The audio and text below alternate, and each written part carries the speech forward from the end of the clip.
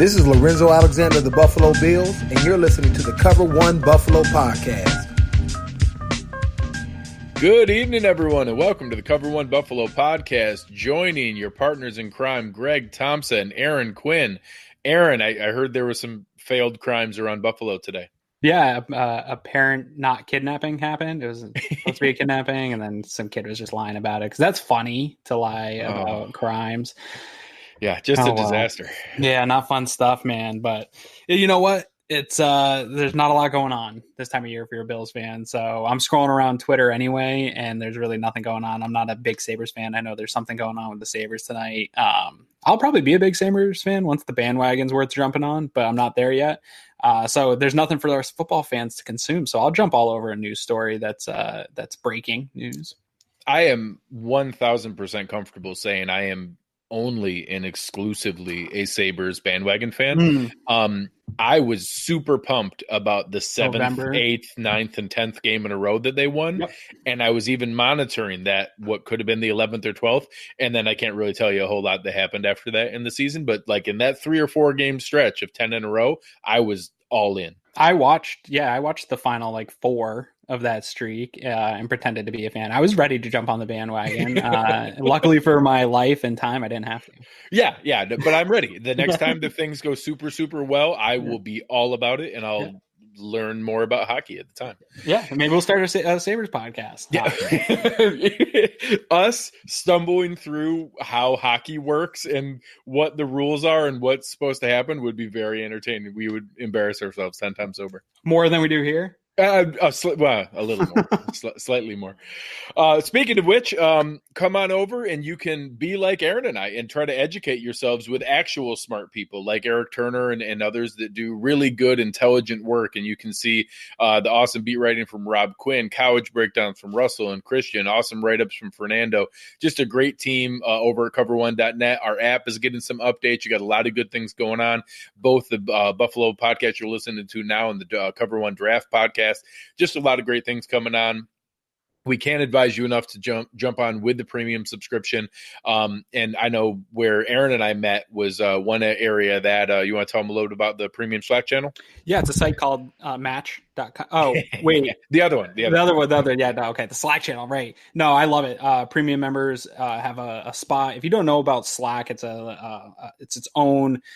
A lot of businesses use it for internal chat. It's a chat room that is not on a social media network, so we can allow who gets in there. So it's all the premium members have access to that. So if you haven't signed up for a premium membership yet, do that. The Slack channel in itself is worth it. And just the discussions that go on there are fantastic. There's a lot of meat discussions going on today. So it's become a community in itself of just people that are like-minded Bills fans. And most of it, 98% of it is Bills talk, diving deep in, asking Eric questions. Eric will hit us with his tidbits while he's in the middle of finding film. He'll kind of get, hey guys, look at this, and give us a little crumb. And then we eat it up like the little rodent peasants we are. And discuss amongst ourselves. So it's a fantastic community.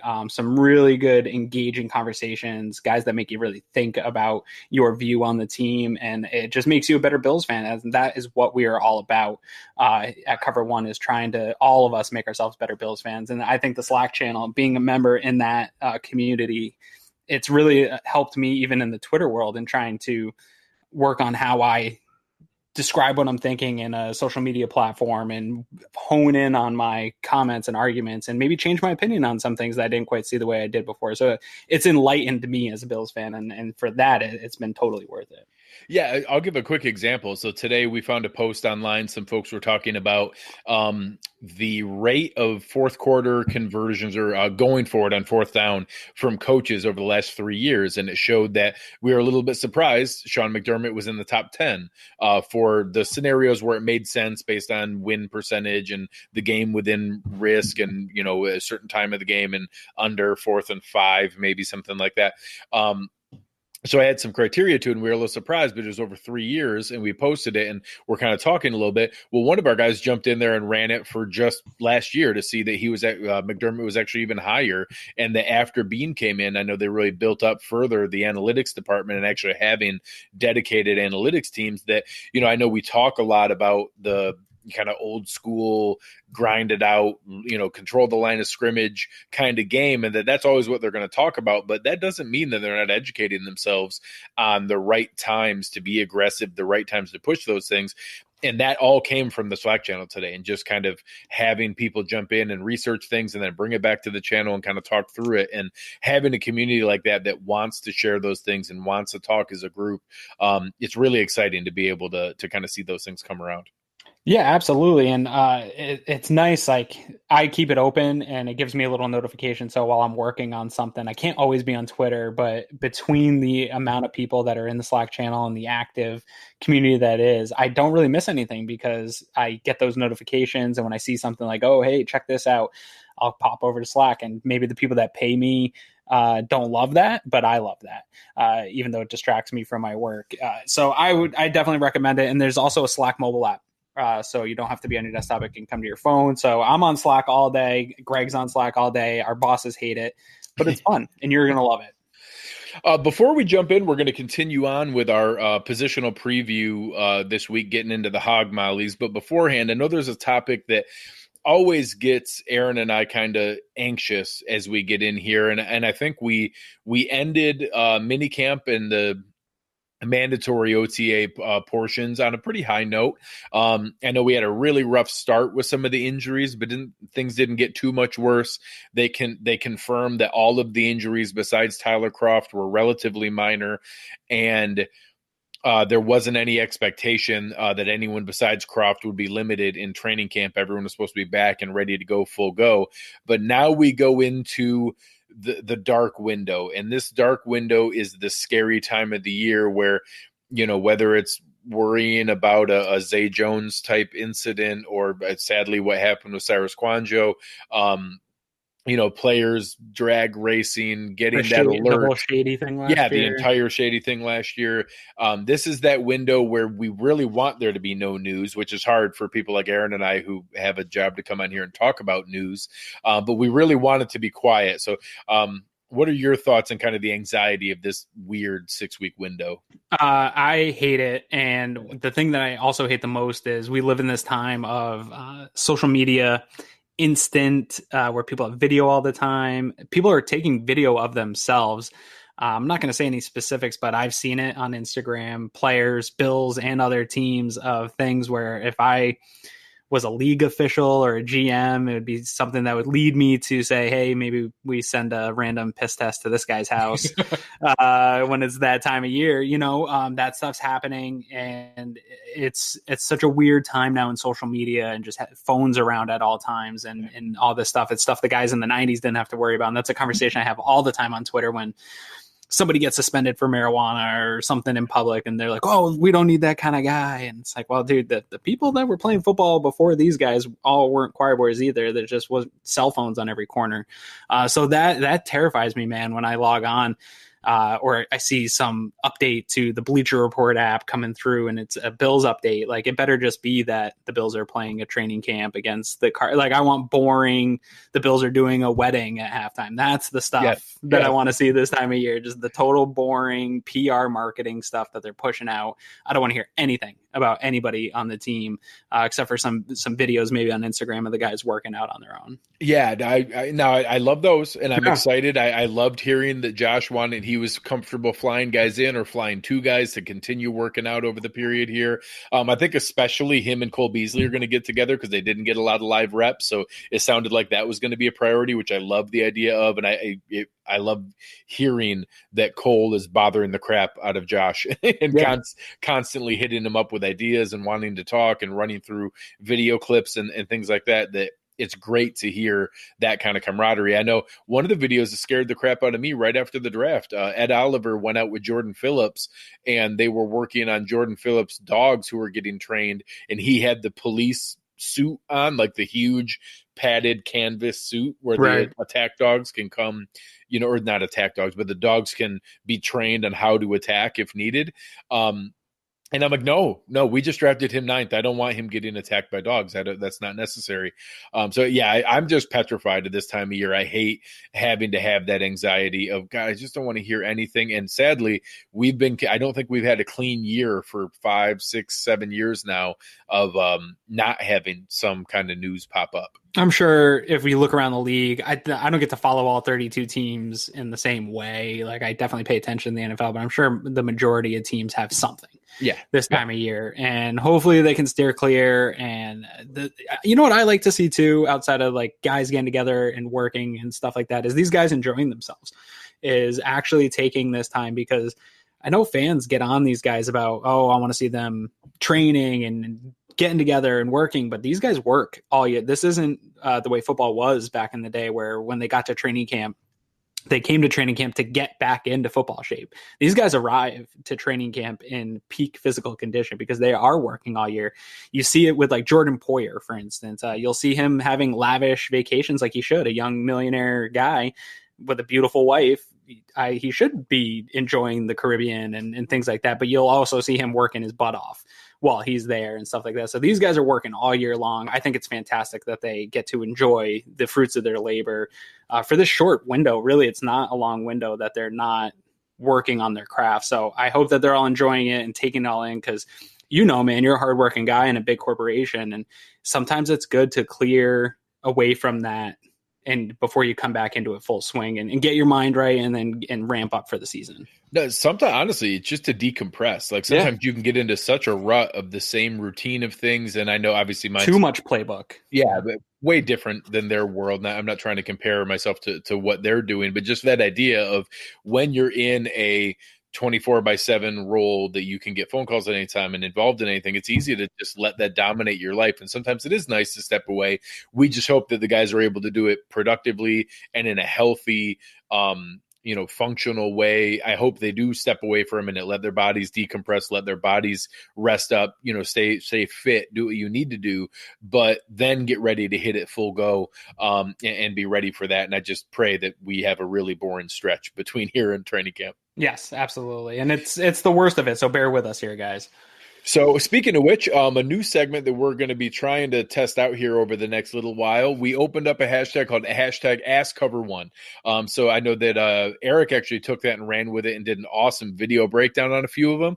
We're going to work on answering a couple of those questions here during the show, and we're going to do one now, and then we'll do another set here at the end of the show. But one of our friends online, Dean Kindig, that many of you guys see for TC Bills or Astro Bills, working on some of the draft tech stuff, sent us over a question.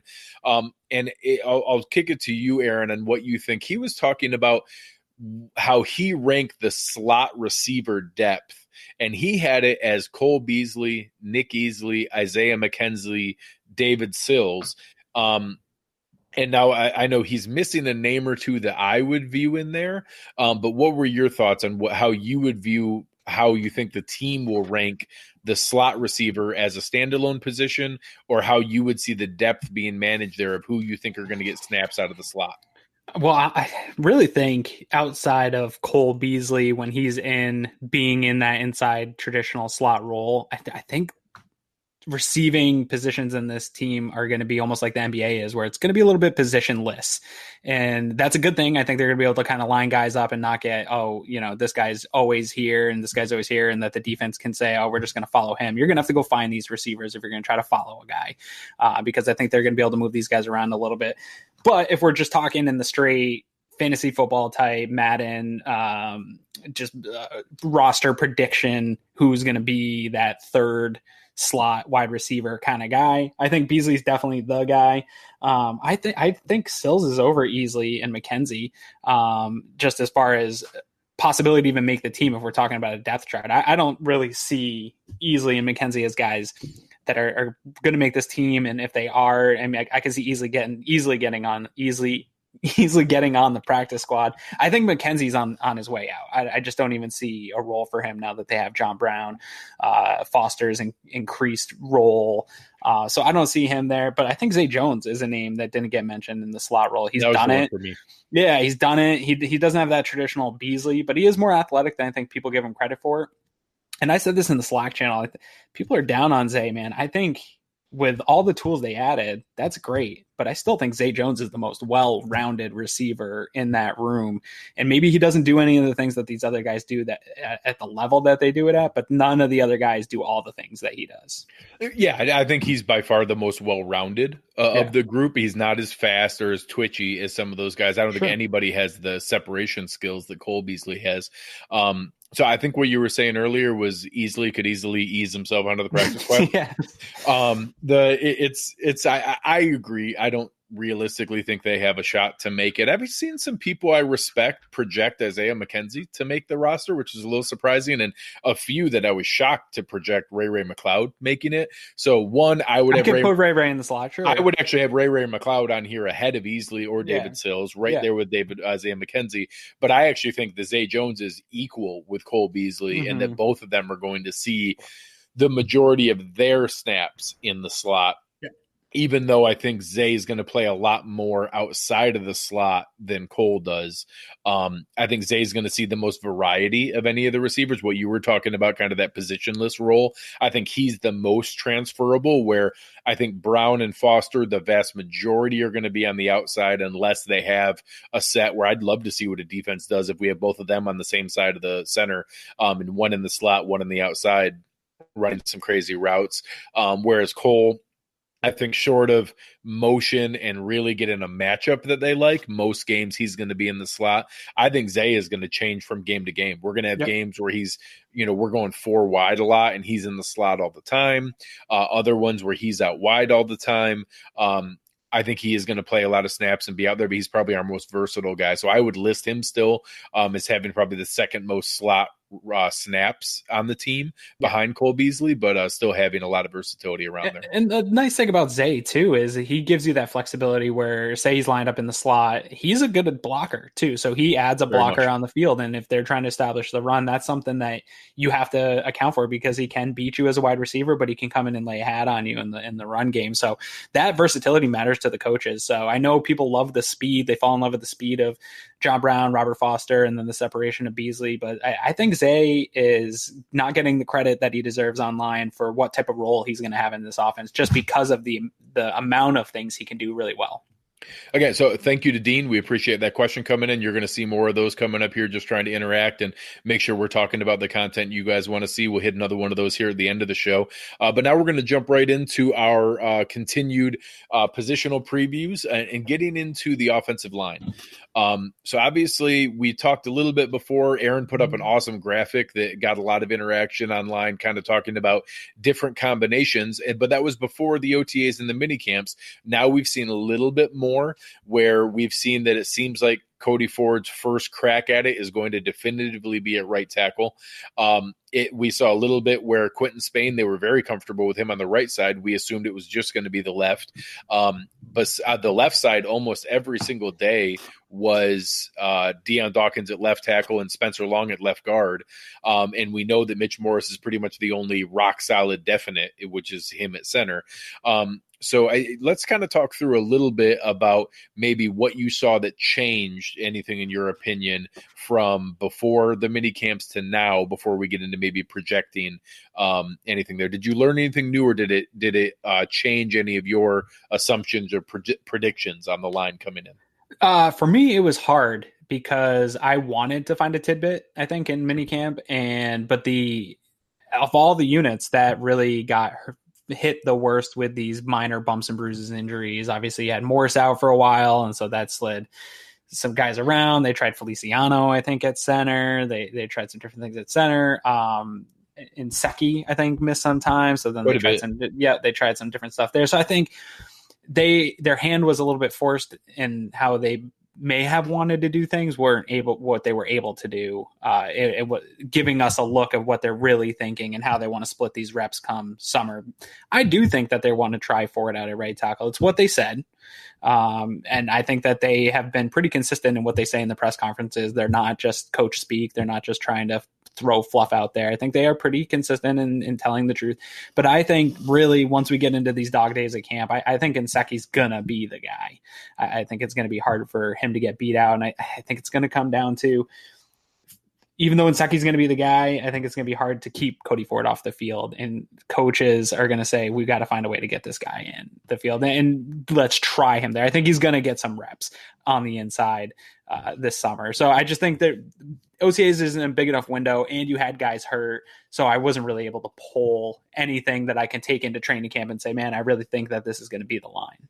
Well, and on top of that, they do the least in these OTAs and mini camps as it is. So yeah. The only thing you could take away was the alignment in trying to glean from that what the coaches are thinking. Right. You can't get anything from performance, or and not that you can a lot from the skill guys, but Duke Williams didn't really stand out, had a fair amount of blocks or drops. Hey, Dawson Knox looked pretty good and was actually more impressive than what we expected. At least there you can take a little bit away from it, even if it's with a huge grain of salt. With offensive line, you can take nothing because there's no physicality whatsoever. So it's only, hey, this guy lined up there. So I guess the best problem is it's a problem, but it's great in that it's awesome. We're going to have a really good player not start. So whether that's Ty Nsekhe, Cody Ford, Quentin Spain, or Spencer Long, those are 4 really good linemen who weren't on our team last year, and one of them's not going to start. I feel 95% that Deion Dawkins is going to start the year at left tackle. Yeah. He didn't play anywhere else, any of the other practices, at least the ones that were open. So I guess it's possible they're trying to cushion his ego, and he's only taking those reps in days where the media is not there.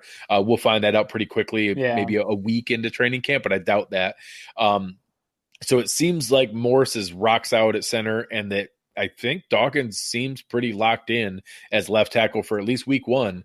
And then it's pretty much those other 4 guys fighting for those 3 spots. And, sure, maybe Jeremiah Searles will get some nominal run. Wyatt Teller will get a rep or 2. Hell, Vlad Dukas got a rep or 2.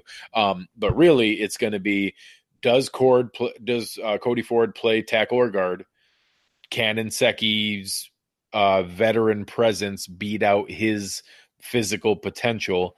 And if so, does that bump him into guard, or do they keep him developing at right tackle? And then if they bump him in, does Quentin Spain go back to left guard, and is it one of Long or Spain? But I have a feeling those are pretty much the 2 battles. It's Nsekhe versus Ford, and then if Ford bumps in, it's Spain versus Long. But that seems kind of how it's shaken out in the early sites of it. Do you think that's pretty close to how the battles will work out? Yeah, and I think that after that, it's a significant drop off in talent too. And so I think but that's enough battles where that makes this a really interesting position group going into camp, where those maybe 2 fluctuating positions have enough interest where you're really going to be watching these guys in the preseason games to see how they're performing. I do think ultimately what I think is not only best and what I think the coaches are going to end up doing is going with a veteran group across the front and allowing Cody Ford to take a half a year or a full year, depending on how the things play out, to really develop into the guy that they expect him to be. But I think the best thing for Josh Allen in 2019 is to have established guys that have played in the league, that know how to communicate and play at this level, even if they may not be as physically capable as Cody Ford potentially is, that there's more to offensive line than physically capable. And we've seen that with a number of guys. I mean, Eric Wood wasn't always the most physically capable center, but mentally and that veteran experience. I was on record on this show for saying that I didn't think losing Eric would be that significant because of his physical lack of ability towards the end of his career. But we saw that losing him actually was huge because of his veteran experience and that leadership. So I want to see 2019, this line, be the veterans, and that's Nsekhe, Long, Morse, Spain, and Deion Dawkins. And I would be really excited to roll into the year with that, and then let Ford develop and know that he's a really anchor piece moving forward into the future. Yeah, and that's right now where my preference would be, and I can't tell how much of that is I want to get value from the $7 million we're giving Ty Nsekhe, and how much of that is, I think that maybe there's logic to if there's any downside with Cody Ford, some of it was technique and footwork and getting into real NFL shape.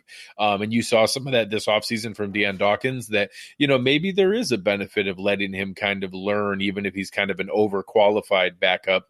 And I know we've joked about some of the drop off, but I actually think that there's two guys there that are significantly better than last year's backups. And that's Adrian Waddle and John Feliciano, where last year when things went wrong, we had games where we started or played significant snaps from Connor McDermott and Ike Botker, and now having a guy like Feliciano, versatile at all three interior spots, Lader and Waddle, who can play both tackle spots, having that kind of versatility there and available is a really nice luxury from what we had before, that we could have those as our 7th and 8th linemen and not really have to worry about an injury being crippling to send us backwards.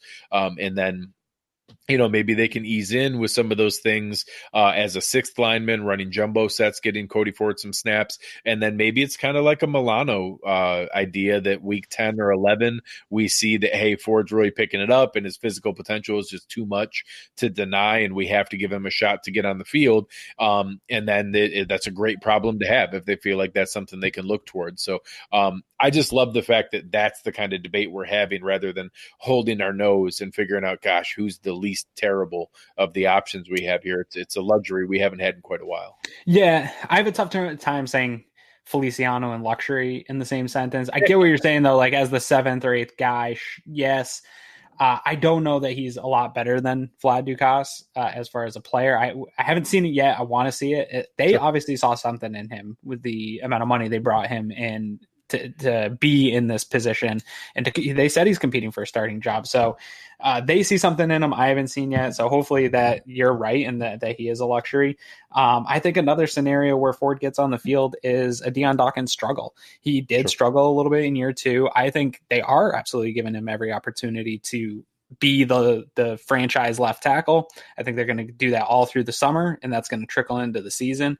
He's really out of excuses, though. He had, he came out and said he didn't play as good as he should have. He didn't take, I don't know exact his words were, but he came out and took blame for his play this last year. And I think a lot of fans blamed the offensive line as a whole and Juan Castillo as a whole for Deion Dawkins' struggles. We're going to see this year whether or not any of those things were true. He's going to be playing with a veteran presence next to him at some point. He's going to have a veteran center there. The unit as a whole is going to be better. It won't be on him as much. I still think there's a lot of potential for Deion Dawkins, but he has not made it yet in this league. So I think there's a chance that halfway through the season, he's still where he was a year ago. And then they really have to start to have a conversation of, what do we do here? This guy might not be the franchise left tackle that we want him to be, because we can slide Nsekhe over there and try Ford out. That's exactly how it would go, is that they see that he's struggling. Nsekhe can kick over there very quickly. Matter of fact, a lot of people we talked to, his best film was at left tackle. So I actually think that would be the most likely move, is that they would kick Nsekhe over, let Ford start at right tackle.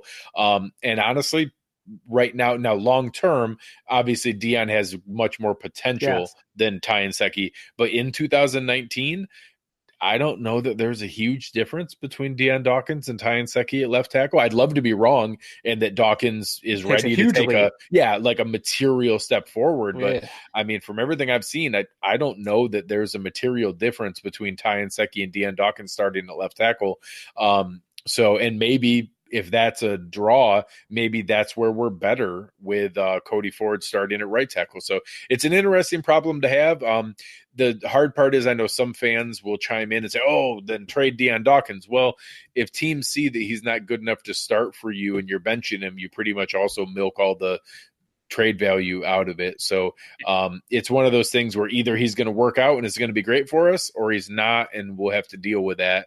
But obviously right now, it seems like he took the offseason very seriously. There was a ton of social media posts about his fitness and bike riding, and he's in the best shape of his life. And I could see in pictures he is noticeably more fit than he was the first 2 years, where he did not look like a professional athlete when you saw his body.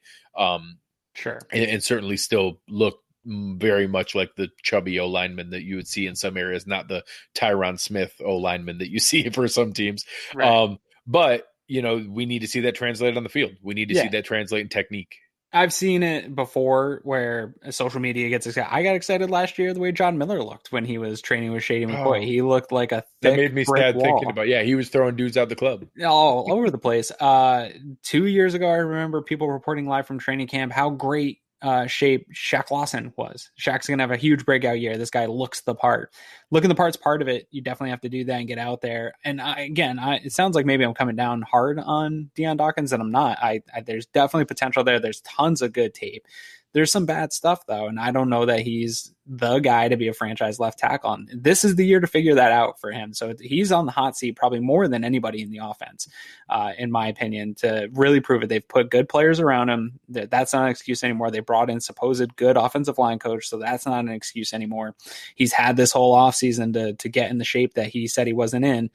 Now it's time to come out and prove. And I think he's got I think he's got the whole summer to do it and probably a good handful of games, but he's really going to have to take, like you said, a big step forward, in my opinion, to know that after 2019, we're set at this position, because it's a fine, delicate balance right now at this point in the rebuild that Brandon Beane and Sean McDermott have to do. And it's a conversation we have in the Slack channel a lot of, yes, you do want to build with potential to the future, but Sean McDermott and Brandon Beane really need to start producing results in the next year and a half, because if they don't start producing these results, they're not going to be here for that potential future. So yeah, maybe if he struggles this year, but he still shows some potential, he still has that ability to be the left tackle you want him to be, but they have to win in 2020, or they're on the hot seat and they might not be here. So they're going to have to start making some of these tough decisions of balancing the future with winning now. And that is all coming to a head here. And I think in the next year and a half, and he might be one of those guys that is that first decision they have to make.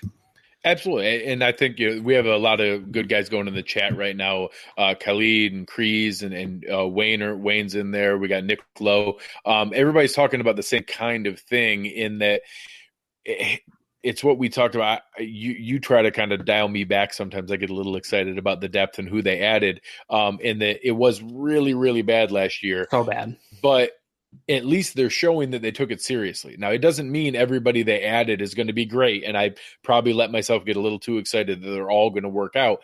But they went and signed 6 unrestricted free agents and drafted a guy 38th overall.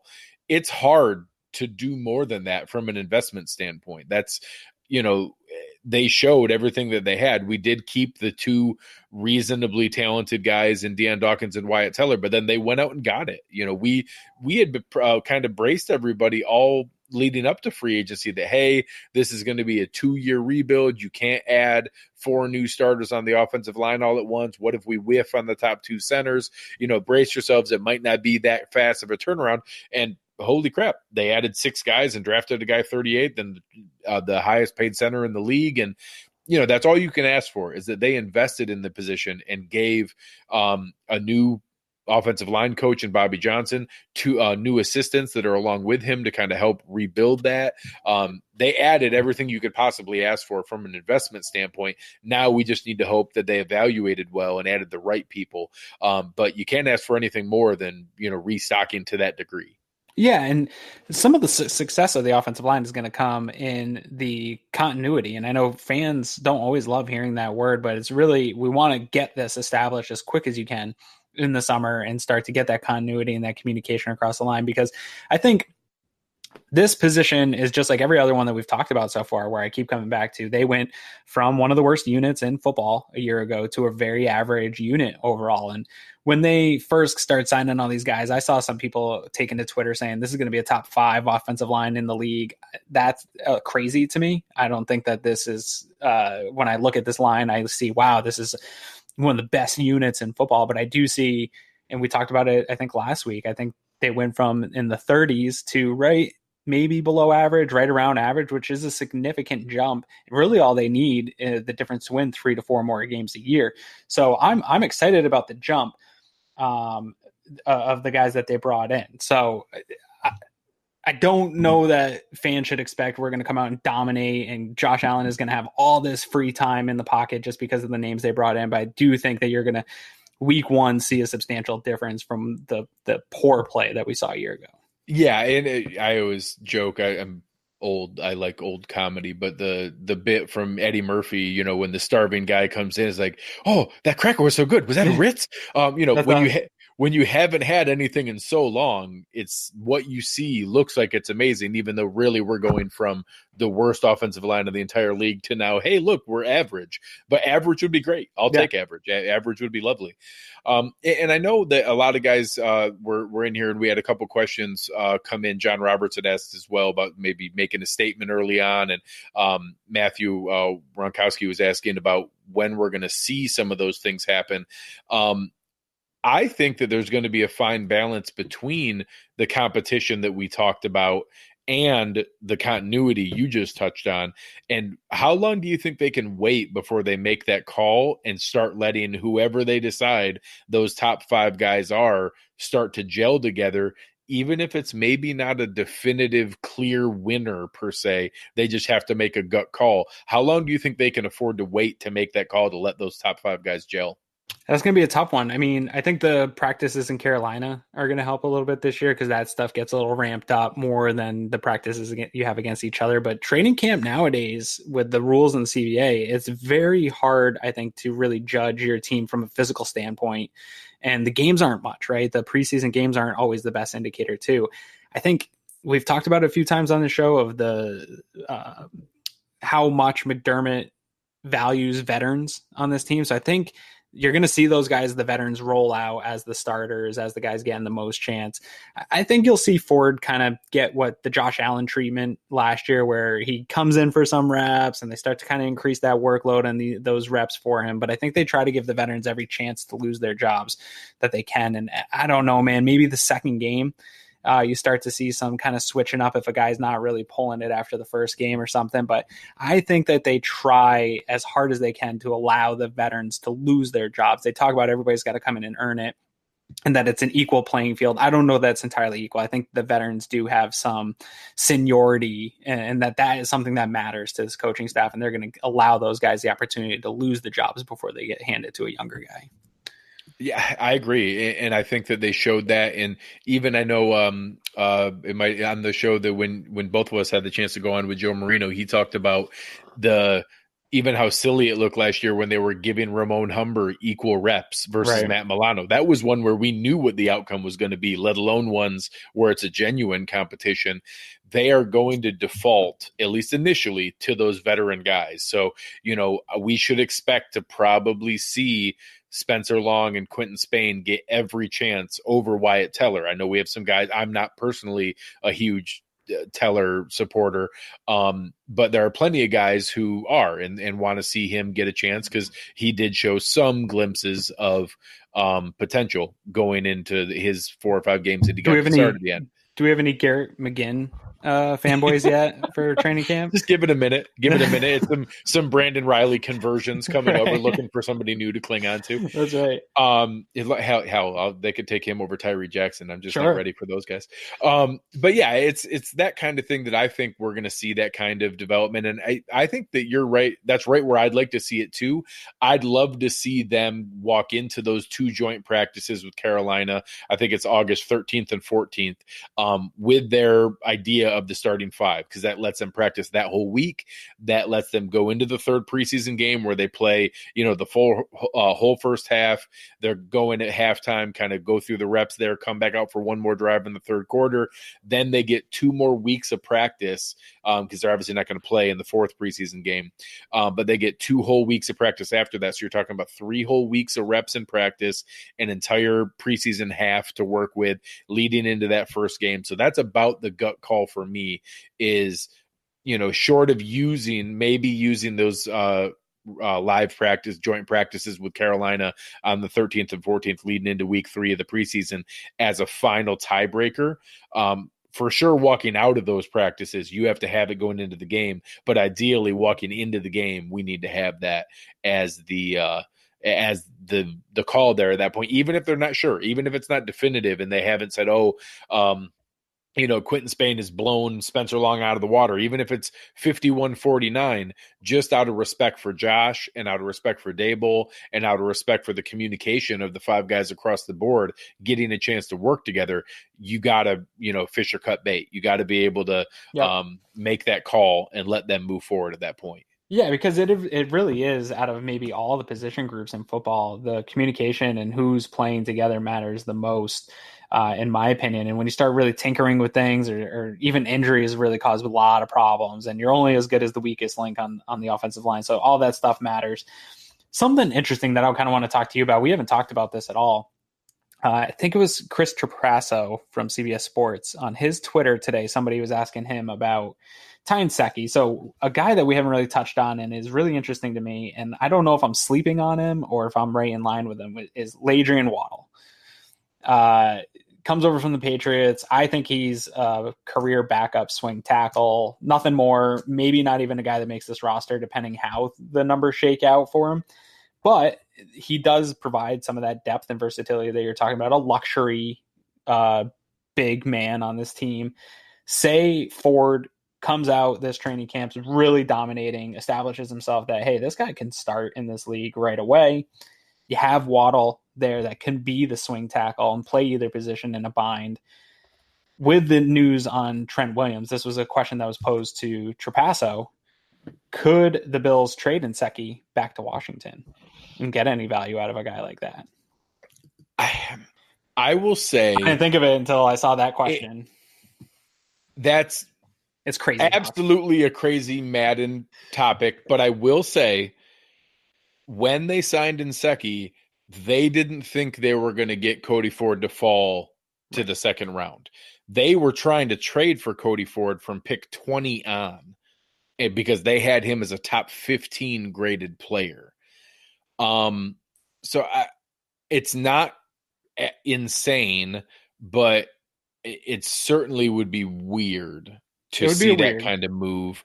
I would say it's our favorite chance. It's a non-zero chance. I can't say that there's absolutely no chance that could happen, because obviously you're talking about a well-respected, well-liked player that Washington had a good experience with and couldn't afford to pay. Not that they didn't want to. They already had two well-paid tackles. They couldn't afford to pay him to stay. So I'd have to take a look. I don't know that Washington's an awesome cap space, but I think it would only be about $5 million going over. So I'm sure they'd be relatively okay. That's probably that makes a lot more sense in Madden than probably in real life. Sure. But and that's not zero. It doesn't have to be Washington per se, but that got brought up because of the connection that he's played there. He has had experience, and obviously the Trent Williams thing came up after all these moves were made. I feel like perhaps if they knew the Trent Williams stuff a little bit better before they allowed 100%. him to leave, they wouldn't have allowed him to leave. 100%. So maybe you try to get him back, and that could be a market where you get a 4th round pick in exchange for a guy that is going to kind of rotate on your bench. I know you like picks, and I know Bean likes picks. So I'm not saying it's going to happen. I just thought that was an interesting exercise mentally for me to say, that's not really something I thought of. But to your point, they did put themselves in a luxury position where Ford is the guy that they drafted him to be right away, which I'm not sure that he is. If he is that guy, I feel fine that Ladrian Waddle could be a guy that comes in once in a while or a few games in the year. Obviously, I would like Nsekhe better, but Waddle can be a backup swing tackle in this league, and he's proven it, and that's okay. So it does give them that luxury where if a team like Washington or somebody called and said, hey man, we need Nsekhe, and we'll give a 3rd or 4th rounder, probably not a 3rd, we'll give a 4th or 5th rounder for this guy. I think you really have to consider that call. Oh, absolutely. It probably would need to be a reasonable value like that, and a 4th might be high, but it would have to be a 5th at the very lowest. And it would be that, hey, we just are in a much better position than what we thought. And then all of a sudden you're realizing that, hey, we're actually probably fine with Cody Ford starting, Ladrian Waddle as a swing tackle, keeping Teller as the eighth lineman instead of the ninth lineman. Maybe if somebody like Connor McDermott or I take that back, probably Jeremiah Searles, if they think that Searles is probably the ninth guy because he can play all 5 spots across the line, that's not crazy. I would be very surprised, especially how about this? It would also coincide with them feeling really good about the first week or two from Deion Dawkins. Yes, and that they can afford to do. So I would say that's probably more indicative of it and then also a desperate team like Washington or another team who thinks they're, another, high level playoffs, Kansas City, Chargers, Rams, Saints lose their left tackle and are desperate that, I could see Bean pouncing on a spot like that, but I'd say it's very unlikely, but it's not absolutely crazy. Yeah, no, it's unlikely, but Waddle is a guy that's on this line seems to be a bit of a conundrum to me as to where he fits in outside of extra swing tackle. He's not super versatile. He can play both tackle positions, but so can Nsekhe if Ford is starting. And I don't know if Ford's not starting, is Ford developing so much that if Nsekhe goes down or Dawkins goes down, is Waddle the guy coming in ahead of Ford? Is Ford that far behind in the depth chart going into the year? Waddle's an interesting guy to me and where the team sees him. And that's going to be something that going into camp is that what I'm going to be looking at is where does the team see this guy? Yeah, it's the same idea as with Nsekhe. They didn't expect to get Cody Ford when they signed later in Waddle. Waddle, I'm 100% sure that when they signed it, they had it as Deion Dawkins left tackle, Ty Nsekhe right tackle, later in Waddle, versatile veteran swing tackle. We're good. We got our 3 tackles. Let's roll. And then, holy crap. Cody Ford fell in our lap, and we can't turn down a top 15 talent in the second round. So, hey, look, we got this now. So thanks, Houston. No, God, that's so weird. It's so weird. I still lean towards what you said earlier, that I think that there's still some development. I think there's some reason that Cody Ford fell with some tackle hungry teams there, that he is more mauling potential than maybe absolute NFL ready day one. But his physical potential is off the charts. And his attitude and finishing mentality and really mean streak is awesome. So I actually am completely fine with the luxury of a grizzly bear in a football jersey on the sideline every week. And that, God forbid injuries happen in the NFL, that, hey, look, we don't lose an inch when we have somebody go out there, because we can have somebody of his caliber come in. So I'm leaning that way. I don't know that I want to see Cody Ford have to play day one, but if he does, that's awesome, because that means he was so undeniably talented that they had to get him on the field. And then we just have a really good backup somewhere where Quentin Spain, Spencer Long, or Ty Nsekhe are on the bench, and that's awesome. So it sounds to me like, even though they are probably across the board mediocre, this might be, if you were to say the Bills had an embarrassment of riches at a position, that it might be the offensive line.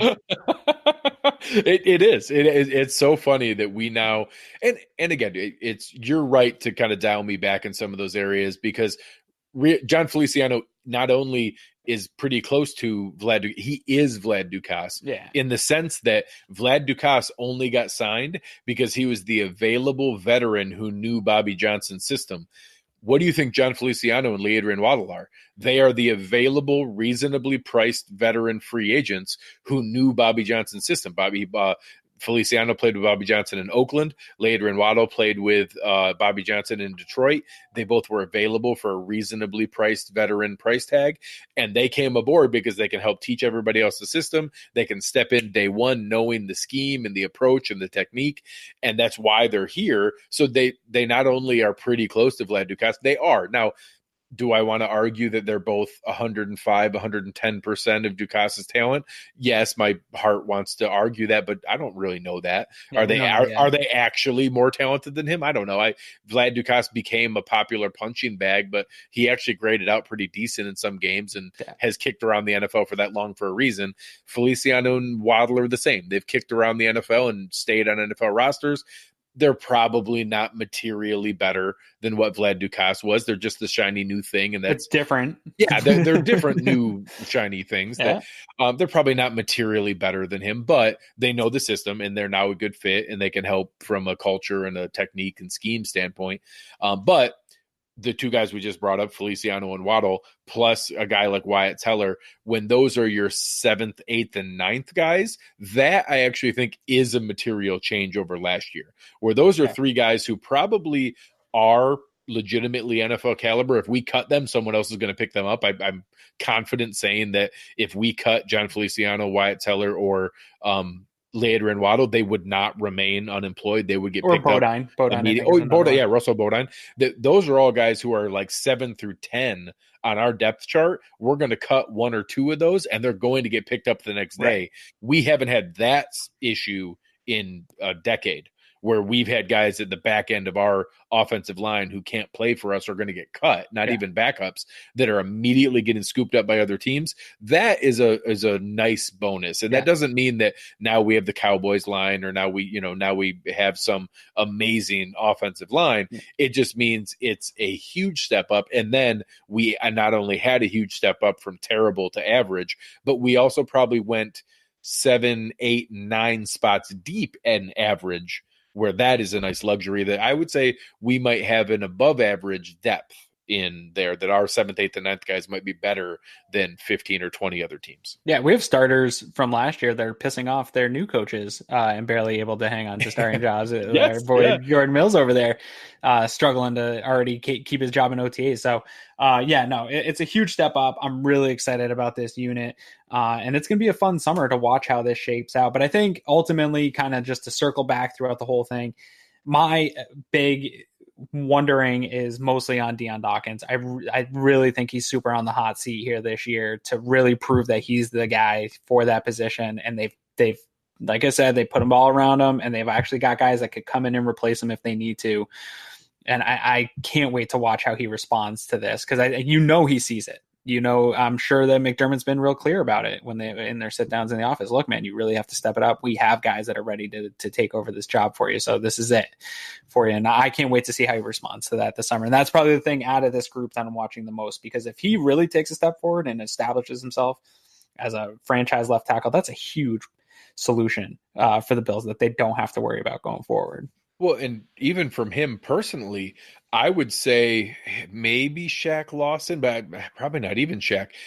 Deion Dawkins has the most money on the line of any player on the Bills roster going into this year, because I don't see there's any realistic scenario where Shaq Lawson walks out with a $15 million a year contract. I don't see. There's some dummy out here his in style. The world, don't get me wrong. I just don't see any scenario where he stumbles into a D Ford or a Frank Clark season. Now, maybe, but I think that if things go really well, he gets himself $10 million. If it goes kind of ugly, he gets himself $4 or $5 million. But I think that's his window. Whereas Deion Dawkins, if you solidify this and have a great season, a franchise left tackle gets $12 to $15 million. And say, hell, Trent Brown just got $17 million. Right. Whereas you saw what Lader and Waddle just signed for. So that's the range that he's looking at, is that I don't know that he could get the Trent Brown money, but with the way the scale is going 2 more years from now, $15 million is absolutely in play for Deion Dawkins, because that's what a starting franchise left tackle gets. Or I'll take out the franchise word. That's what a starting left tackle gets nowadays, is $15 million.